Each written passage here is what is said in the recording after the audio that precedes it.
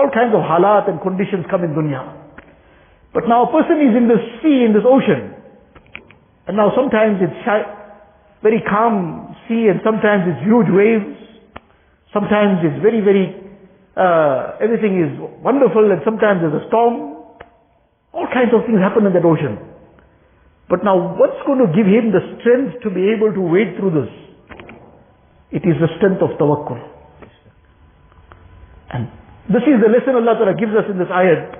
قُلْ لَن يُصِيبَنَا إِلَّا مَا كَتَبَ اللَّهُ لَنَا. Nothing will afflict us except what Allah Ta'ala has already decreed for us.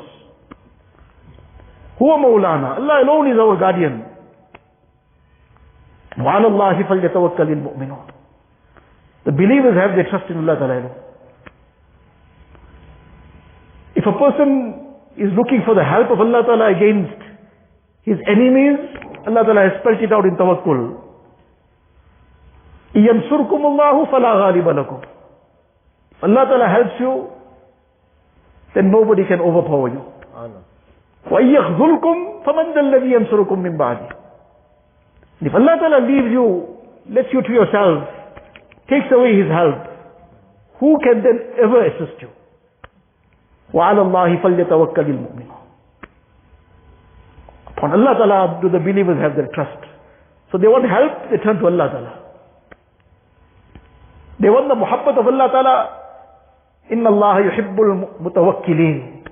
Allah Ta'ala loves those who are the mutawakkilin, who have their trust in Allah Ta'ala. They use asbab. Whatever permissible means Allah Ta'ala has made, no problem. They use asbab.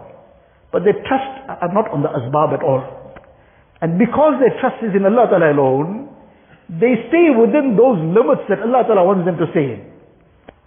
In the do's, in the don'ts. Allah Ta'ala wants them to perform their salah 5 times a day. They trust in Allah Ta'ala.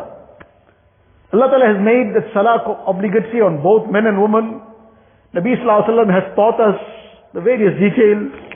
And among the things emphasized, that Nabi Sallallahu Alaihi Wasallam has greatly emphasized, salah with jama'ah. That a person males, then they must perform the salah with jama'ah.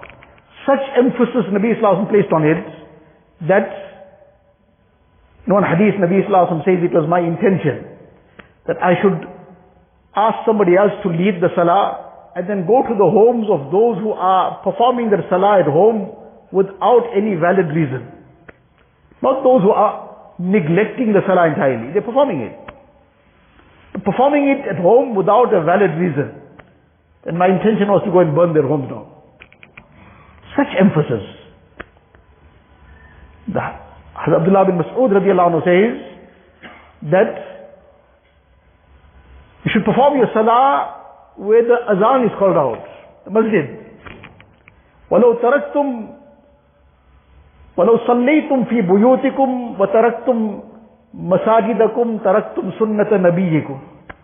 If you start leaving out the masjid and performing your salah in your homes, you'd be leaving out the way of your Nabi sallallahu alaihi wasallam. وَلَوْ تَرَكْتُمْ سُنَّةَ نَبِيِّكُمْ لَضَلَلْتُمْ. If you leave out the way of your Nabi sallallahu alaihi wasallam, you'll go astray. Such emphasis. Now a person, there's some fear of some sort, but it's not such a situation that now somebody is standing outside his home ready to now shoot him dead. There are certain levels of fear. For something that is just a possibility, that possibility lies in everything. South Africa is such a place that the possibility lies that a person could be hijacked anytime, anywhere. And this possibility has become a reality for so many people. And so often this has become a reality that a person, if he's sitting in a room and maybe starts asking around, perhaps most people sitting in that room would have had some incident somewhere. This is how much that possibility exists. The possibility that a person driving down the road could meet in an accident. So many people's lives go in accidents daily. There's a possibility that a person who's working somewhere, he could be something or the other. So many things happen. Sometimes some accidents take place. Sometimes something else happens. All these possibilities are daily occurrences, not just possibilities. But people continue driving. Nobody says that, well, each day so many people are losing their lives in car accidents, so now I'm not going to drive a car at all, I'm not going to sit in a vehicle anymore. So many people, this has happened in this condition, that has happened in that condition, now no more I'm going to be doing this and that. Life carries on. Because a person needs to go and earn, he needs to get to his place of work, he needs to do so many things. So he drives to his car despite sometimes him himself having had the unfortunate incident of an accident and whatever else goes with it. But he carries on. Those possibilities are not just possibilities, they are realities. They happen repeatedly. But life carries on. So likewise, a person in those situations too, what has happened has happened. He puts his trust in Allah Ta'ala, takes his precautions, takes the safety, he'll lock his doors, he'll do whatever else is to be done. He carries on with life. He doesn't stop. Whatever is the reasonable, necessary precautions, he takes it. He doesn't leave his door wide open, doesn't leave his window wide open while driving that vehicle, doesn't leave his gate and everything wide open for anybody to walk in. He takes his precautions.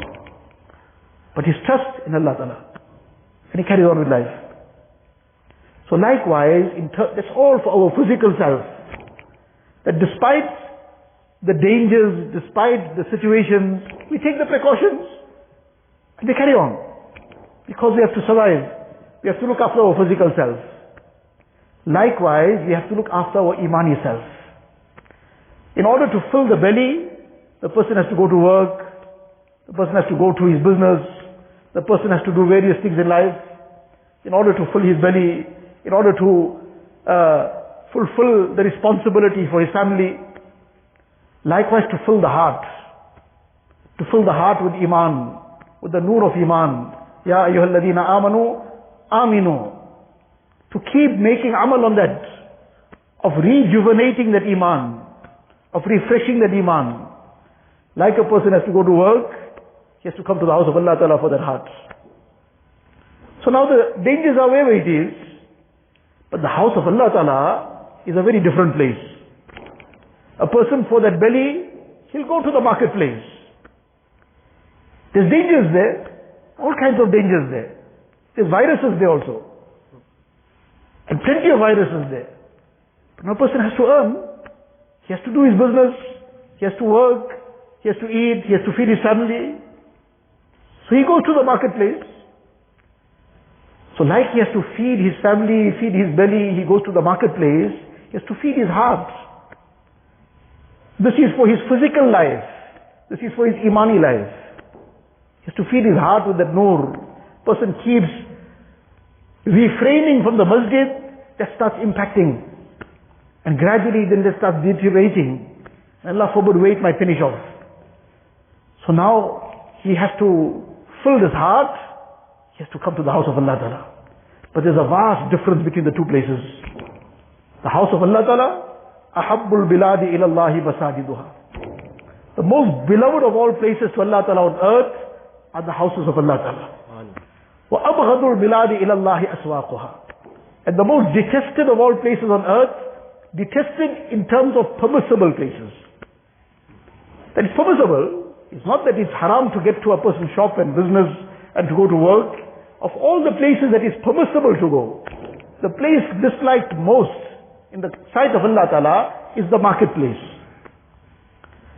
So now to fill the belly and to earn for his physical self, to earn for his family, a person takes all the risks. He takes the precautions also, but he bears the risks as well. He bears the risk of the accident on the road. He bears the risk of that possible hijacking. He bears the risk of so many things in order to take care of his physical self. Because he has to look after his physical self. Some small risk, and he goes to the place which Allah Ta'ala least likes. It's permissible. But of all the places on earth, the place that is least liked by Allah Ta'ala, most detested by Allah Ta'ala, is the marketplace. But he goes, permissible. So with all that risks, etc., he goes to the place that Allah Ta'ala likes the least, for the sake of his physical care.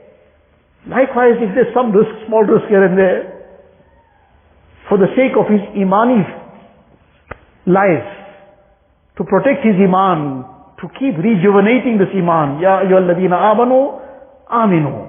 Keep rejuvenating this iman, because only that rejuvenated iman, that refreshed iman, that strengthened iman, that is going to be able to take a person through all the halat. Minus that, then a person becomes completely lost. He doesn't know which direction to turn in. He becomes overwhelmed with the conditions. He becomes completely restless. The person who Allah Ta'ala has blessed with that tawakkul, with the trust in Allah Ta'ala, is at peace. He also feels the things that insan feels, but his heart is at peace. So this is the way in which we have to deal with the halat that we are facing. That we don't cut down on those things which are going to bring down the help of Allah Ta'ala.